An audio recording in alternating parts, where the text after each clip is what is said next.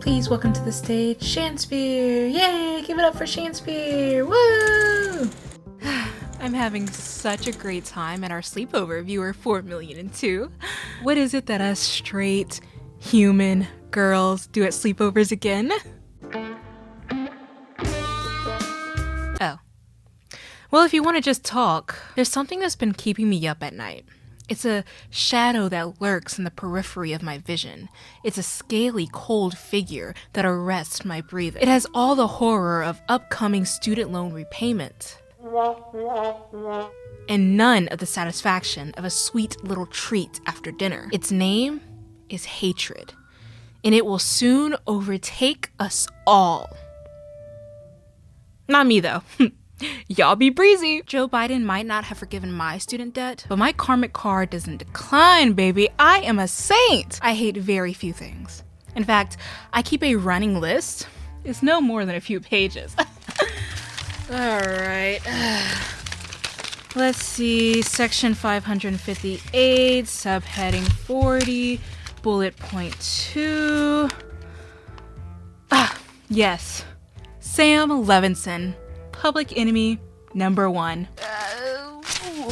Now, if you watched my Euphoria video, you might remember the wrathful existence of the nepotism baby turned director, Sam Levinson. He single-handedly created, wrote, directed, casted, promoted, and platformed the smash HBO hit, Euphoria. I think at one point Zendaya had to hold him down to keep him from performing her role with a wig on. It was that bad. The powerhouse that Euphoria became after its first season created the perfect environment for Sam's notoriety. Every single Sunday, users sat down and discussed the latest episode of literal insanity well into the night. It was fun.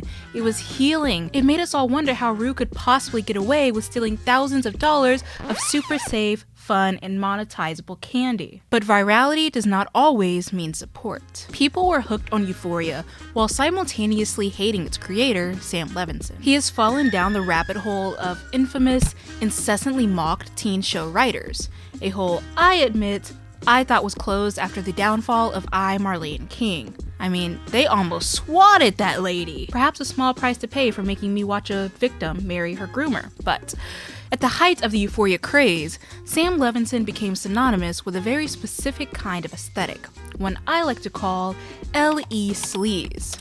He features a lot of vibrant LEDs in his work that give off the impression of indie glamour, but it's often backdropped by gritty, stomach-churning storylines. And boobs. Lots and lots of. Sam is so correlated with LE sleaze that when it was announced that he was partnering up with The Weeknd to create a new HBO show centering the bodacious lifestyle of a spiraling pop star, viewers pretty much knew what to expect. But did Sam? Does he know? HBO's The Idol comes from the quote, sick and twisted minds of Sam Levinson and Abel The Weeknd Tesfaye. Because Sam and Abel are two teenage boys who just discovered sleeping with sirens for the first time, like the rest of us, and they are committed to showing us their dark side. Welcome to my sick and twisted mind! Also, The Weeknd has such a wrestler's name. Like, oh my god, it's Abel The Weeknd Tesfaye with a steel chair! The Idol stars Lily Rose Depp as the main character, Jocelyn. At the start of the series, she's recovering from a nervous breakdown that caused the demise of her world tour. Embarrassed and perhaps ashamed, Jocelyn wants to erase from the minds of millions that she's anything but the all-American, sexy pop star she was once known to be. Because everyone knows hot women don't have feelings. This is where The Weeknd comes in, as a seedy and complicated cult leader named Tedros. No one cares about him though, because the show also marks the acting debut of none other than Jennie Kim from Blackpink. Everyone give it up for Jennie Kim from Blackpink! What's that? Oh, the cult leader part? That was nothing. That was nothing. Yeah, there is a cult leader in this show, and it is unfortunately played by The Weeknd. So, The Idol seems like a show that wants to be hard to pin down. It comes off as this cesspool of complexity and darkness that you can only find in the trenches of Tumblr. But is that really what the showrunners are achieving here? I can't come to you and say that The Idol is a bad show. Anything that violates the 10 Commandments and/or the 7 Deadly Sins is great in my opinion, but I also can't say it's a good show. I can't say it's a show at all because, frankly, I haven't watched it. Now, this may come as a surprise to you if you're familiar with my work. For my Euphoria video, I watched all 2 seasons, including the special episodes, twice, which is already 1.5 too many goddamn times. But something about The Idol feels unwatchable. Even for me, an easily impressed crow who is mesmerized by shiny things. The Idol brings forth questions about the ethics of hate watching, and how a mix of FOMO, elitism, and an incessant need to make fun of something poisons the well of pop culture. Okay, now that the nerds are gone, the real reason I haven't watched The Idol is because I don't pay $9.99 to see The Weeknd be weird on my screen. I don't even pay $9.99 in general. En esta economía? So, let's get down into what makes this show so controversial and what made so many people call for a boycott of not only the show itself, but of its writers and its director. One of the most talked about aspects of The Idol is just how unsexy it is. GQ published an article titled, "The Idol just gave us the worst fun scene in history," with such insane quotes as, "I want to grab you by the blank while I suffocate you with my blank," he says, with all the enthusiasm of someone who just found out they have to work a double shift. Tedros is such a once-in-a-lifetime fun behemoth that he's literally lust-binding Jocelyn with brilliant lines like, checks notes, "Make that throat wet for me," and other academic slang. If we're being honest, the dryness plaguing the Idol set is the least of its worries. There's products available for that. There's no need to be ashamed. From my basic research, the show centers the story of adults, assumingly for an adult audience, if YouTube's age restriction is of any merit. And if the show wants to portray bad, chafe-inducing fun times, that's its prerogative. I'm just happy it's not a bunch of 24-year-old teenagers this time. A brooding, hot 25-year-old teenager with a dark past and a violent temper. One issue that a lot of viewers can't get over, though, is the dichotomy between how this show is marketed and how it amounts in reality. The Weeknd positions it as this subversive take on the dark side of the industry. He begs us not to get too comfortable with the story, as they're quote-unquote puppet mastering our feelings throughout. He even goes as far as calling it camp, which, as a survivor of the Karlie Kloss Met Gala tweet, you don't know what camp is. But maybe The Weeknd is right. Maybe this show is as dark and subversive as he says it is. After all, it created a storm on social media, not only for its writer and its director, but for the actresses who dared partake in it. Under a post of Jennie Kim on her Instagram, one user wrote, "This show is senseless and disgusting. It's nothing but all about promoting sex, lust, desire, drugs, alcohol, homosexuality, and immorality. This kind of show should be..." Wait, is this a hate comment? This makes the show sound fun as hell. Nothing speaks more to the controversial nature of the show than the existence of the infernal haters plaguing Sam Levinson right now. Haters that have awakened from a million-year sleep and broke through the surface of that same dry-ass desert that they filmed their sex scenes in. It's bad. And these haters are big mad, okay?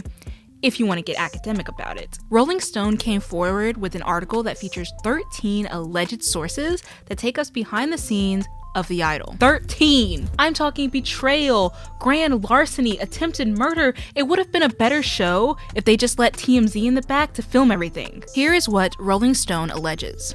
Viewer discretion is advised. Dun dun. According to Rolling Stone, The Idol was supposed to air last fall in 2022. But due to constant rewrites, reshoots, and the sudden disappearance of its director, the production fell into delayed chaos. Amy Seismans is okay, by the way. I don't know why I made it sound like she died. God bless her soul. Instead, it's alleged that Amy was 80% done with filming The Idol when her services were no longer needed. HBO came forward and stated that the show was going to undergo a major creative renovation. Therefore, Amy's vision was no longer fitting of the show. But according to those 13 alleged sources featured in Rolling Stone, allegedly, in my opinion, it was The Weeknd who catalyzed her already potential departure. Sources claim, allegedly, that he didn't like how much of a female perspective Amy was lending to the show. So what were they to do?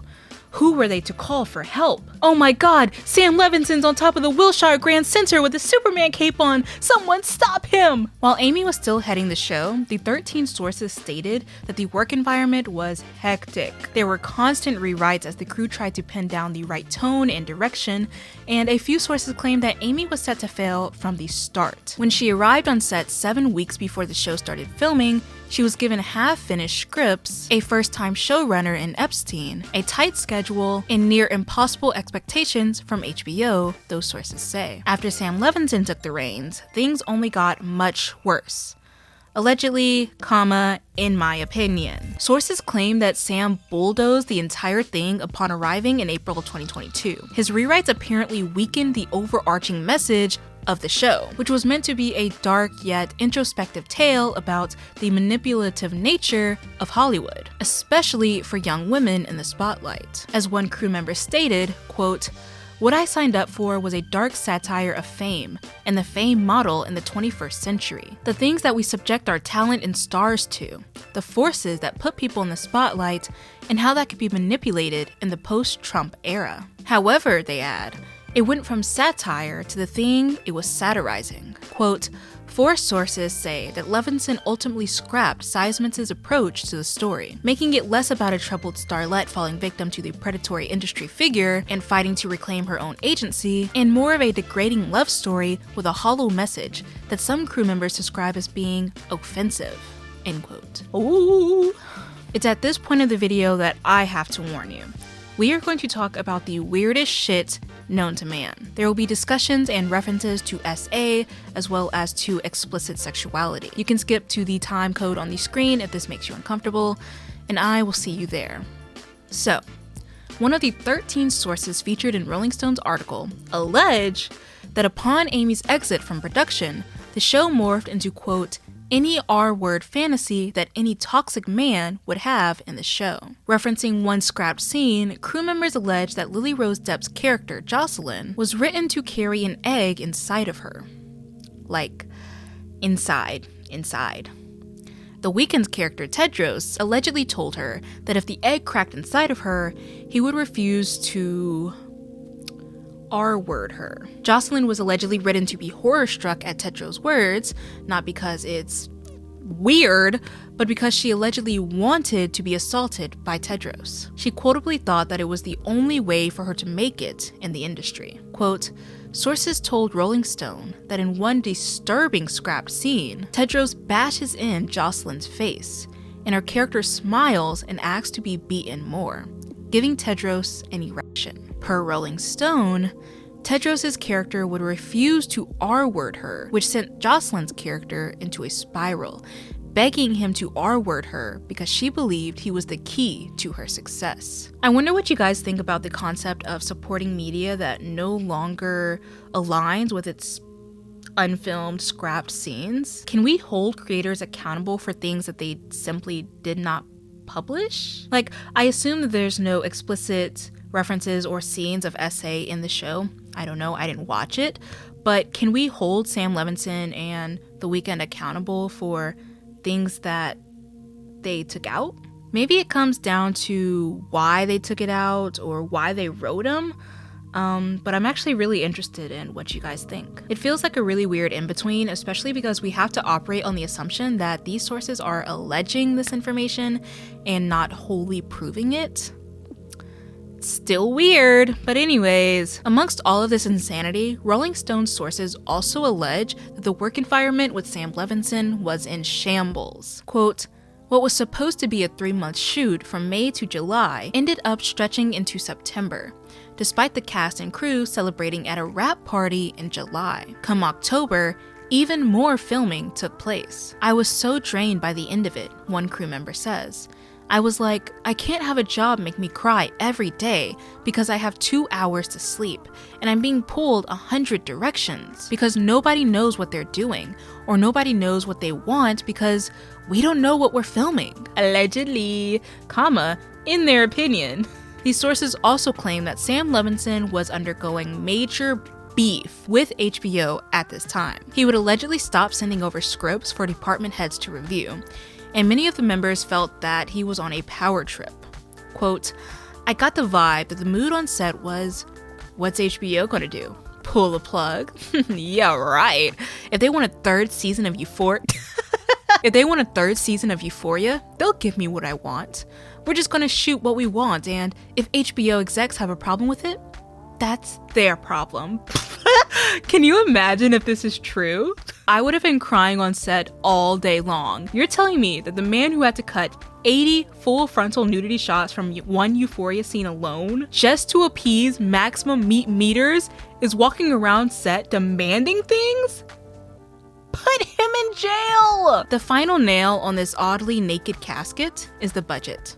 The original director, Amy Seismitz, was given a budget of $54 to $75 million to complete the first season. In the entertainment industry, this generally accounts for sets, costuming, catering, paychecks for employees, insurance, post-production, and etc. Girl, when I first saw this, I thought this was an exorbitant amount of money, like Miss Amy's pimping! Get Cat Williams on the phone. But according to some of the sources who felt like the show was set up to fail from the beginning, this budget is actually pretty low for what the production called for. The issue some people have with the budget for The Idol is that they kind of just assume that it evaporated once Sam set foot on the lot. Amy was 80% done with filming, therefore we can assume that she was well into using that budget. When Sam Levinson signed on and did a complete overhaul, people began speculating that HBO not only gave him a new budget, but a bigger budget to account for the loss. Allegedly, in my opinion, if this is true, this would be really interesting given HBO's antics in the past few years when it comes to saving money. I can't believe that there are people that would do something like this. It's so sick and twisted. Stop the press. Cut the cameras. Hold on. I think it's imperative to emphasize that we don't know if any of this is true. The Weeknd seems to think that this Rolling Stone article came about from bad intentions. He tweeted a scene from The Idol where his character Tedros disparages Rolling Stone, and he captioned this tweet, "Did we upset you?" He essentially you-madded the Rolling Stone, which they academically replied, "Not at all."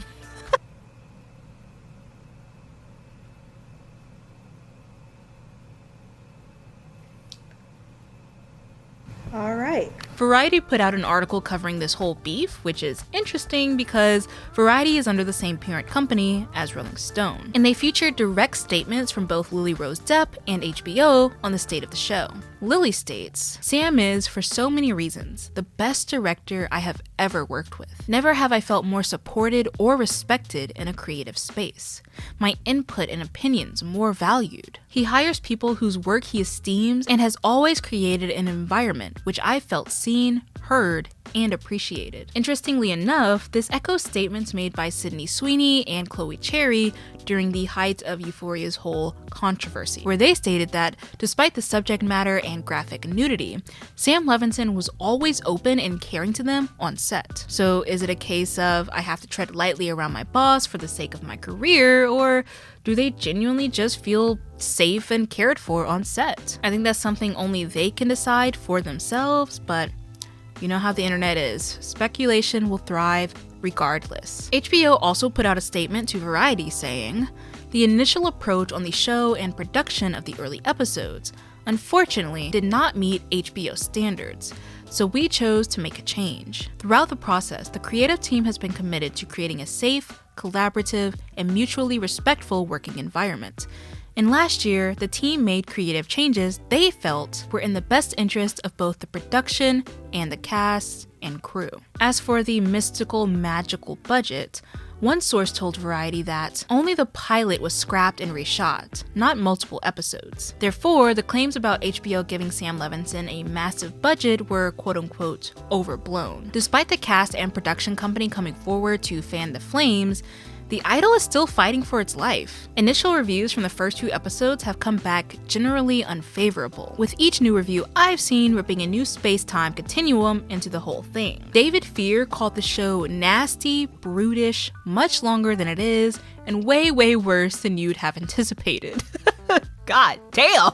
Are you sure you're not holding back, David? Critics on Rotten Tomatoes come to a consensus that The Idol is every bit as florid and sleazy as the industry it seeks to satirize, and places itself on a pedestal with unbridled style but wilts under the spotlight. Now, this doesn't necessarily mean that you should never watch the show or that you're a bad person for watching it if you have already. I don't care. While I have my reservations about Sam Levinson's productions, I also think there's an undercurrent of hope in a lot of his work, but it kind of gets overshadowed by watching 8 people on one person's face, fucking funnels, fucking Jesus fucking Christ, man. the need to present itself alongside torture and graphic nipples. I mean, nudity is what I was trying to say. And the nudity wouldn't be a bad thing if his work was just honest with itself. Lucy Ford perfectly frames my thinking for this by stating that euphoria and shows like it come from people who think they can tell a complex story because they can light a nipple artfully. But for all of us being subjected to it at home, it doesn't feel as revolutionary as Sam says it is. But what do I know? I'm in a fort. I couldn't write Euphoria. I couldn't direct it. I don't know the first thing about filmmaking. What I can get up on my soapbox and talk to you about is the ethics of hate watching. Now that you know the clusterfuck surrounding The Idol and how much disappointment is left in its wake, now that you've committed to hating every second of its existence, will you be sitting down to watch it anyways?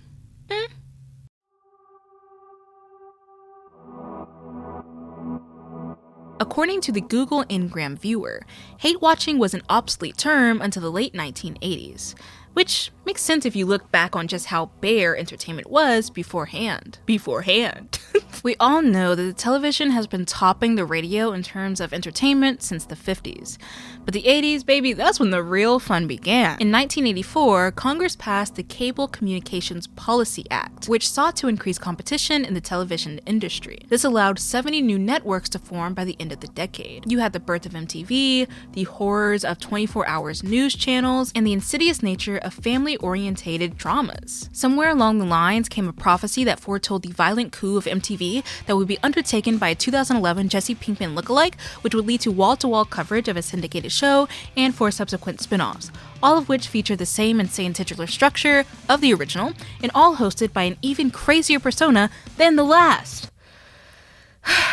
And that's probably why hate watching fell into our lexicon in the 80s. They were trying to warn us. And wouldn't you know it, hate watching was considered one of the top words of 2012. The prophecy has been fulfilled. A lot of people misunderstand the point of hate watching.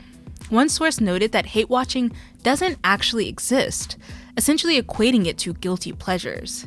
They argue that the term is only used to make people feel bad about their oftentimes female-centric media consumption, which is a totally valid conversation starter, but it's absolutely not what I consider to be hate watching. Hate watching isn't about guilty pleasures. It doesn't refer to shows you secretly like to watch when no one's looking. It's not a curious itch that can be satiated with exposure. Hate watching is about punishing yourself, oftentimes at the altar of cringy, poorly written media, for little to no reward. You do it because everyone else is, or because you want to make fun of it, not because you actually like it. I recently hate watched a show from my teen years called Twisted. Oh, baby, when I tell you, I wanted to do things to have a joke, yeah. Oh, you're still here? To keep it brief, the show followed a trio of friends who were tragically separated after one of them was sent to juvie for murder. When 16-year-old Danny Desai came back from juvie, he stumbled upon his friends, Lacey and Joe. Right off the bat, there is immediate tension between him and Lacey. They are eye-fucking in the halls. They are pining for one another out in the streets. They made out in a graveyard in front of his dead aunt's tombstone. But hey, that was ABC Family back in the day. What can you do about it? That was a testament of their love. Come to find out, the show writers tried to pretend none of that happened and gaslit the viewers into believing that Danny was in love with Joe the whole time. Huh?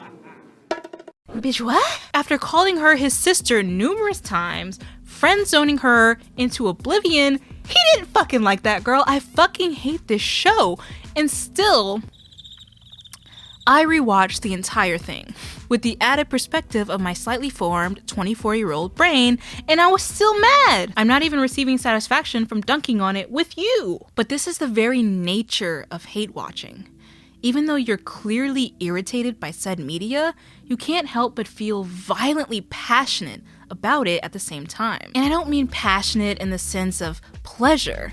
I mean passionate in the sense of I'm going to catch an arson charge. Hate watching has a lot of overlap with anti-fan culture, something this source by Samantha claims is settling quite comfortably into cult-like moral hierarchy behavior. Anti-fans come in many sizes, from people who simply hate watch media, to people who run campaigns against certain ships, to people who actively try to harm celebrities or influencers they despise. In 2006, a young anti-fan actually poisoned a K-pop idol by giving him a water bottle laced with super glue. She also left him a note telling him to watch his mouth, and that his arrogant band was so bad that, quote, many people switched the channel when they came on TV. Outside of literal felonies, a lot of the work that anti-fans put in occurs online. Samantha argues that the anti-fan enforces boycotts of problematic media under the notion that its very existence romanticizes and normalizes problematic aspects to viewers,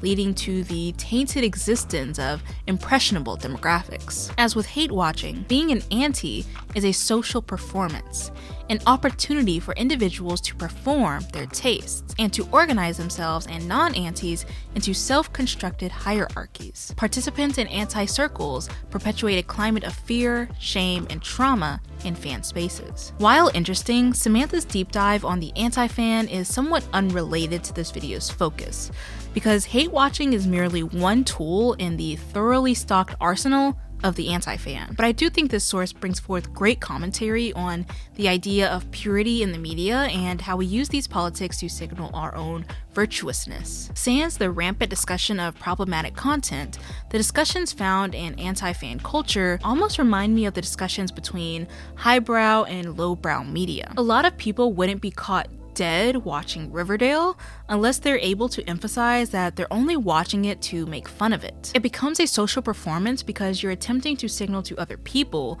that you're above this sort of content. You're more intellectually sound. You're not the average viewer. You're simply more elevated. This brings forth thoughts of media elitism. When you're watching a particularly terrible show, sorry, my thigh is itching so bad. When you're watching a particularly terrible show, your first instinct is to think, I could do so much better than this garbage. If I wrote Twisted, I would simply make sense of the ships. I would let Av and Jogia be hot the way they know how best to be. And I let him be with Lacey because it makes the most sense. Canonically! The truth is, we want to feel superior to other people, even if the reality of us writing an entire television show is out of the question. Hate watching something like The Idol and then lambasting it online not only proves our superior taste, because only entertainment cucks watch such shows, but it also makes us feel good because we think, sometimes unwarranted, that we would never make the mistake of creating something so bad. We also hate watch because of the fear of missing out.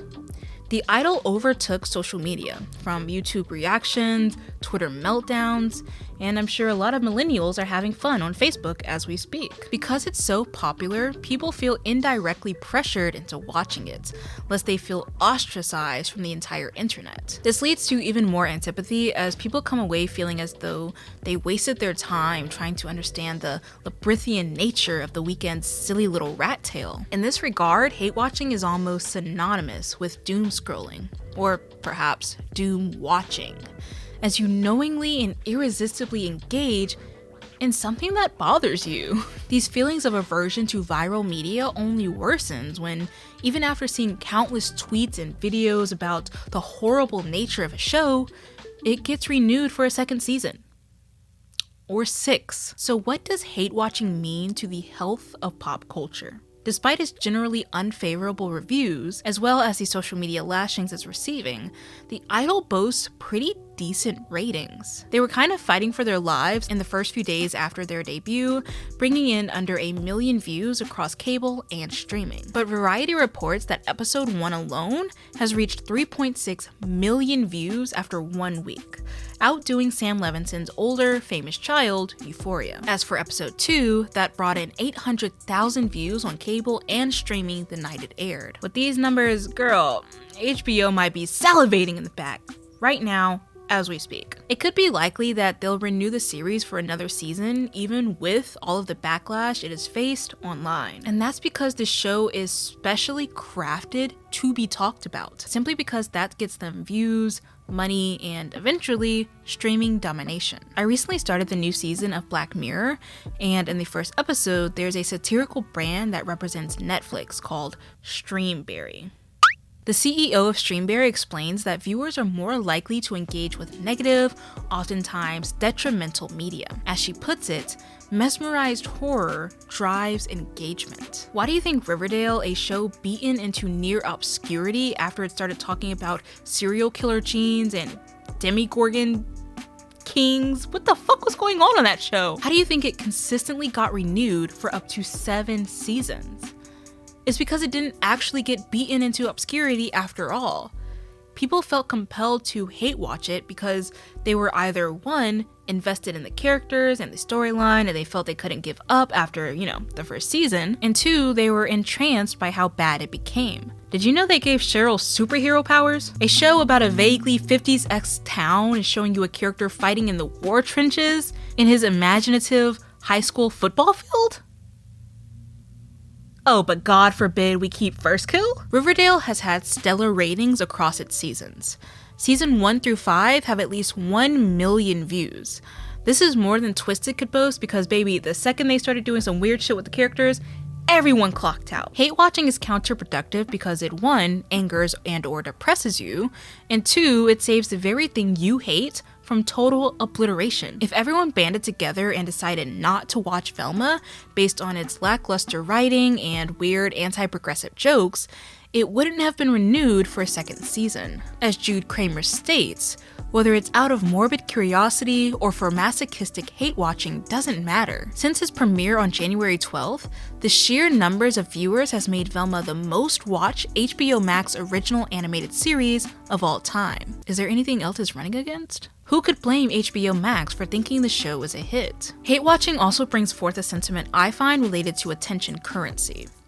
We don't have to spend money for companies to know what we like. When it comes to entertainment, the very nature of paying attention to something is enough for studios to see that this is what we want more of. Sometimes we tune into media that is the antithesis of standards we hold for entertainment. We watch and therefore exalt violent male fantasies, dangerous romanticization, and generally unwell writing. I wonder if we're capable of giving the same attention to media that isn't produced for shock value. I think we've gotten really comfortable with not demanding entertainment that we deserve to see. I don't want to see another hour-long Sam Levinson circle jerk. I want to see lesbian vampires kissing, goddammit! There was an Instagram post made by a T account that rumored the cancellation of The Idol. Before you get your hopes up, HBO already deaded that on site, baby. It's coming back! But the responses to the post are full of glee. People are dancing happily on what is essentially the grave of Sam Levinson and The Weeknd's career. Not really. They too are coming back. One person, however, posted this. Y'all are so overdramatic and sensitive. Sure, the scenes are weird and uncomfortable, but the overall show is good. The original would have been better, but we have this now. Sorry. The first part of this comment is undeniably valid. Each of us is allowed our own opinion. And I don't think people who like The Idol are necessarily bad, horrible people, or even people with bad taste. Sometimes you really just gotta watch some crazy shit to ease the pain of life. But the second half is so surreal to me that it's almost funny. The original would have been better, but we have this now? I mean, I read this to mean that we should essentially just be happy with what we got out of the dark and twisted minds of Sam Levinson and The Weeknd. The original storyline of The Idol was set to feature an introspective, poignant story of Hollywood manipulation.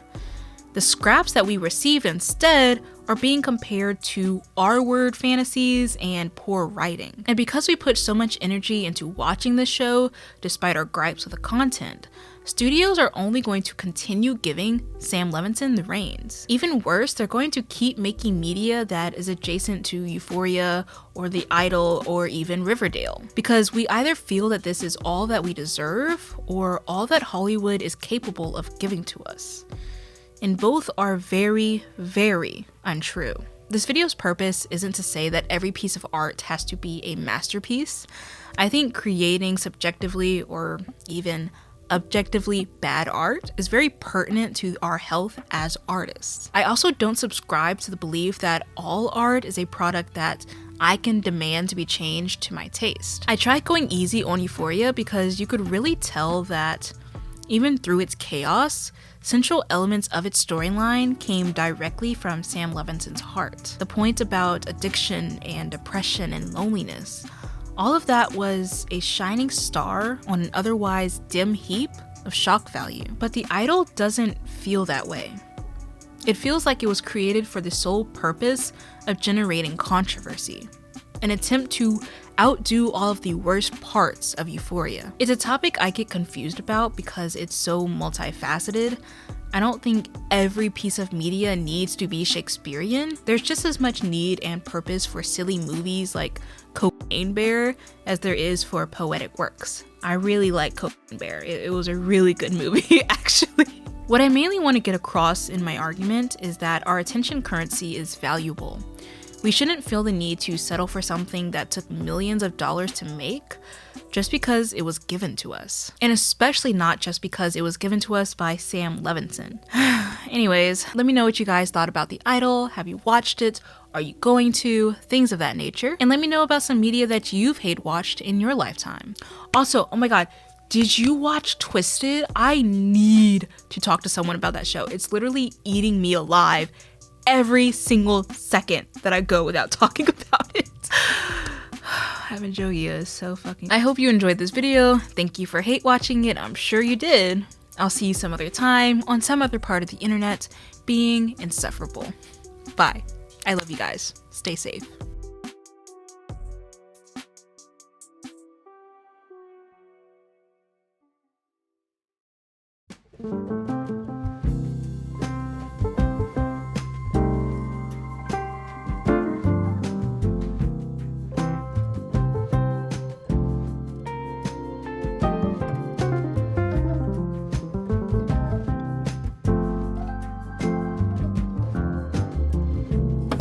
Do you guys like my fort, by the way?